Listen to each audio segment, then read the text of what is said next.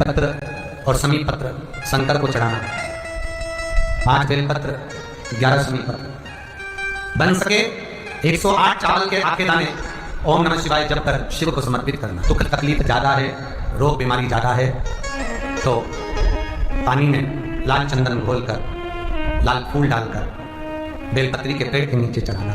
कल सोमवार सुना होगा कि शिव जी को एक पुष्प बड़ा प्रिय है जिसको शंख पुष्पी पुष्प कहते हैं, अपराजिता का पुष्प भी कहते हैं। नीले कलर का पुष्प होता है, शंख जैसी उसकी आकृति होती है और नीला पुष्प होता है।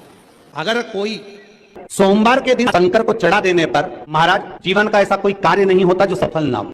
हम आपसे बार बार कहते हैं ना, कई बार आपको कहा कि आपके यहां अगर धन की कमी पड़ रही है, पैसा नहीं आ रहा, व्यापार नहीं चल रहा, दुकान नहीं चल रही, धंधा नहीं चल रहा, नौकरी नहीं लग रही, सर्विस नहीं लग रही, तो हमने बार बार आपको कहा है कि सोमवार एक दिया बेलपत्री के पेड़ के नीचे लगाओ घी का, और एक दिया शंकर के मंदिर की चौखट पर लगाकर। बार बार आपको कहा लगाओ, 1-2 सोमवार लगाकर तो देखो व्यापार चलता कि नहीं चलता। उस पर विश्वास रखकर लगाओगे, सुख मिलेगा, आनंद की अनुभूति होगी।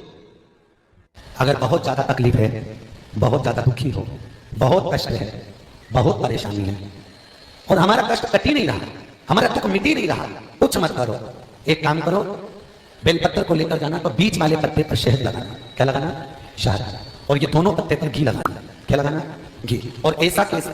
बीच वाले पत्ते पर शहद और आसपास के दोनों पत्ते पर घी लगाना। लगाकर शंकर जी पे जल चढ़ाकर अपने मन की कामना कर शंकर भगवान का जो शिवलिंग रहता है उस शिवलिंग के सामने उसको ऐसे चिपकाकर और आ जाना। आप केवल 5 सोमवार करके देखो, आपका दुख तुरंत। शंकर के मंदिर में जाकर शिव जी को जल चढ़ाकर जब कोई चंदन की 3 लाइन भगवान शंकर के शिवलिंग पर खींचता है, शंकर उसका हाथ पकड़कर उसका भाग्य लिखना प्रारंभ कर देते हैं। शंकर के मंदिर में जाकर 1 लोटा जल चढ़ाना प्रारंभ करता है, 3 रेखाएं खींचना प्रारंभ करता है, चंदन लगाकर त्रिपुंड बनाना प्रारंभ करता है, बाबा उसके भी जीवन में सुख हाथ पकड़कर देना प्रारंभ कर देता है। यहां तक शिव पुराण कहती है, अगर चंदन नहीं है, अबीर नहीं है, गुलाल नहीं है, रोली नहीं है, कुछ भी तुम्हारे पास में नहीं है, शंकर जी को तुमने जल चढ़ाया, जल चढ़ाने के बाद अगर चंदन रोली हल्दी कुछ नहीं है तो भी अपने हाथ की 3 उंगलियों से शंकर के शिवलिंग पर जब आप 3 रेखाएं दिल से हृदय से भाव से बनाते हो तो भी शंकर भगवान हाथ पकड़कर तुम्हारे भाग्य की रेखा बनाना प्रारंभ कर देगा।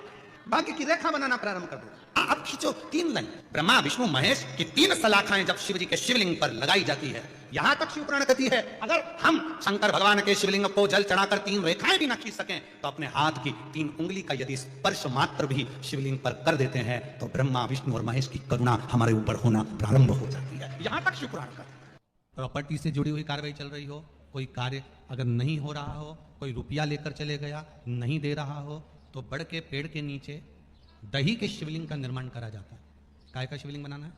जम के बोलिए, दही का शिवलिंग। दही के शिवलिंग का निर्माण कर या तो दही के शिवलिंग का निर्माण करो या पार्थिव शिवलिंग का निर्माण करो, उस पर दही की मात्रा ज्यादा चढ़ो, उस पर दही की मात्रा थोड़ी ज्यादा चढ़ो। तो दही का शिवलिंग बना या पार्थिव शिवलिंग बड़ के पेड़ के नीचे बनाकर उसका पूजन करना, उस पर काली तिल समर्पित कर एक बेलपत्र, जो बेलपत्र आप समर्पित करेंगे उसकी जो डंडी होती है वो बड़ के पेड़ की ओर होना चाहिए। डंडी का भाग आप जब वृक्ष के नीचे बनाएंगे, सामने वृक्ष है, यहाँ आपने बैठकर बनाया शिवलिंग, और डंडी का भाग वृक्ष की ओर होना चाहिए, वृक्ष की ओर हो, और उसमें से आप बाबा देवाधिदेव महादेव बटकेश्वर महादेव का पूजन करें। जो आपका धन नहीं दे रहा हो या कोई प्रॉपर्टी से जुड़ा हुआ या अदालत में कोई बात चल रही हो, फाइल नहीं खसक रही हो या आपके पक्ष में निर्णय नहीं आ रहा हो, तो शंकर बटकेश्वर महादेव का पूजन करो। जो चढ़ी हुई बेलपत्री है उसको घर लेकर जाओ बटकेश्वर महादेव के नाम से, शंकर जी की पूजन कर उनका विसर्जन कर दीजिए। 5 या 7 सोमवार कर देख लीजिए, बाबा की कृपा होगी और आपका कार्य सफलता की ओर बढ़ जाएगा। कौन से महादेव? जम के बोलिए जरा, बटकेश्वर महादेव का नाम। जब तुम संपूर्ण तरह से हार जाओ, लगे अब कुछ भी नहीं अपने पास में, एकदम खाली हो गए, कुछ भी नहीं बचा, तब बेलपत्र के वृक्ष के नीचे शंकर जी के मंदिर के सम्मुख में 2 दीप लगाना प्रारंभ कर दीजिए। एक लंबी बाती का दीप, एक गोल बाती का दीप, एक शक्ति का, एक शिव का, दोनों दीप घी के दोनों सामने रखो, बाबा को प्रार्थना करो। शिव मंदिर में लगाने के बाद फिर बेलपत्री के वृक्ष के नीचे जाओ। उस बेलपत्री के वृक्ष के नीचे जाना जिसकी छांव तुम्हारे ऊपर पड़े। पौधा नहीं, पौधे की छांव नहीं आ पाती अपने ऊपर, पौधा छोटा सा रहता है तो उसकी छांव नहीं आती। बेलपत्र के वृक्ष की छांव में बैठकर 2 दीप लगाओ जिसकी छांव है। 2 महीना नियम ले लो, शाम के समय पर दिन भर मेहनत करूंगा, परिश्रम करूंगा, अपने व्यापार को बढ़ाऊंगा, कर्म करूंगा, मेहनत करूंगा, और शाम को प्रदोष काल में मेरे घर का कोई भी व्यक्ति जाएगा, शिव मंदिर में 2 दीप और बेलपत्र के वृक्ष के नीचे 2 दीप लगाएगा। 2 महीना इंतजार करना, मेरा बाबा हाथ पकड़कर तुम्हें ऐसा तोड़ाएगा कि शिव अपने आप करुणा करने लगेगा। छोड़ता नहीं है शिव। दुनिया में एक दोस्त ऐसा है मेरा देव अधिदेव महादेव, दुनिया में एक मित्र ऐसे हैं मेरे शंकर भगवान जिन्होंने शंकर को अपना सर्वस्व मान लिया। दुनिया में शिव वो दोस्त हैं, वो मित्र हैं कि संसार के मित्र भले छोड़ दें और मेरा महादेव अंतिम श्वास तक नहीं छोड़ता, हाथ पकड़ कर रखता, अंतिम श्वास। महाराज शिव जी को ब्रश से रगड़ने की जरूरत नहीं है। फिर किसी ने कहा कि हम भोलेनाथ जी को जब काले पड़ जाते हैं तो हम उन पे नींबू लगा के रगड़ देते हैं। ना ना, ये छोटे से लेकर बड़े दोनों तरह के बालों को एडजस्ट कर देता है और बच्चों को गर्मी और इरिटेशन से छुटकारा दिलाता है। इसे खरीदने के लिए लिंक बायो में है।